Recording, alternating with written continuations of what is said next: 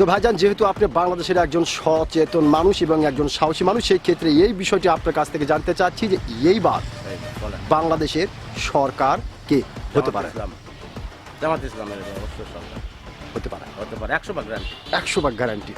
আচ্ছা ভাইজান, যেহেতু আপনি 100% গ্যারান্টি দিলেন, তো আসলে কি আইডিয়াতে? আইডিয়া মানে সব জায়গা প্রতি জায়গাতে হবে যে সব কিছু শুনতেছি, জানতেছি, দেখতেছি, করতেছি, জামাত ইসলাম এবার ক্ষমতায় আসবে। অসংখ্য ধন্যবাদ ভাইজান, আপনাকে খুব সুন্দর করে আপনি কথাটি বলেছেন।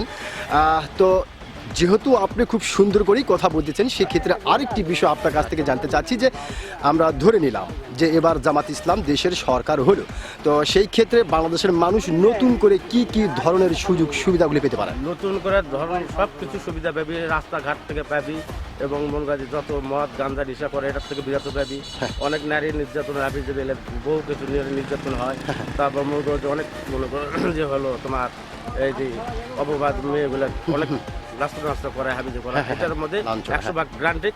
এটা জামাত ইসলাম সরকার এলে এটা সব কিছু মেনটেন করবে এবং সবচেয়ে বাংলাদেশ বর্তমানে একদম প্রিয় ভালো হয়ে যাবে।